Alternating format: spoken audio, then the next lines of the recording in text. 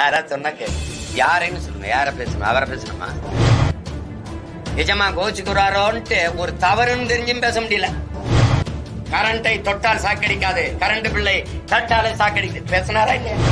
எனக்கு என் தம்பிக்கு இடையில அண்ணன் தம்பி உறவுங்கிறதுல பாசத்துல எனக்கு துளியும் இல்ல, அன்புல குறையில.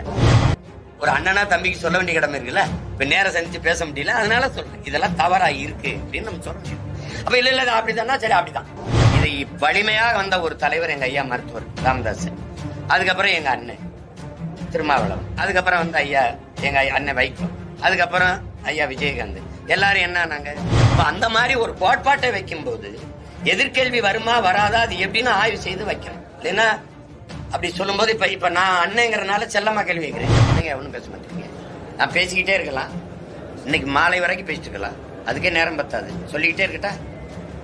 நல்ல ஆட்சிங்கிறது நாடு மக்களும் சொல்லணும்.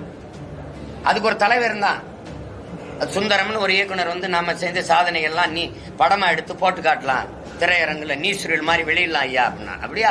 என்ன பண்ணிட்டோம் ஐயா? பள்ளிக்கூடம் கட்டியிருக்கோம்யா, அப்புறம் ரோடு போட்டுருக்கோம்யா, அப்புறம் அணையெல்லாம் கட்டியிருக்கோம்யா, அப்புறம் இதெல்லாம் பண்ணிருக்கோம். சரி, பள்ளிக்கூடம் கட்டணும், அதுல என்ன பண்ணுது? பிள்ளைகள்லாம் படிக்குது. அணை கட்டியிருக்கோம், ஆமா கட்டியிருக்கோம், அதுல என்ன பண்றாங்க? விவசாயம் எல்லாம் பயன்படுத்துறாங்களா? ஆமாங்க பயன்படுத்துறாங்க. சரி, ரோடு போட்டுருக்கோம், அதுல சனம் போகுதா? போகுது. அதுக்கு எதுக்கு படம் போட்டு காட்ட போற? அதான் பயன்படுத்துறான மக்கள் ஜனத்துக்கு தான் தெரியும்ல, அதை நம்ம தான் கட்டணும், அதை பயன்படுத்துறோம். அப்புறத்துக்கு படம் போட்டு காட்ட போற கர்மம். அந்த படம் எடுக்க எவ்வளவு செலவாகும் ஐயா? 2 லட்சம். ஐயோ, அந்த 2 லட்சத்துக்கு நான் இன்னும் 10 பள்ளிக்கூடம் கட்டு பிள்ளைகளை படிக்க வச்சிருக்கேன். போ சனியே. இப்படி ஒரு தலைவர் இருந்தான் காமராஜ்னு எங்க தாத்தா.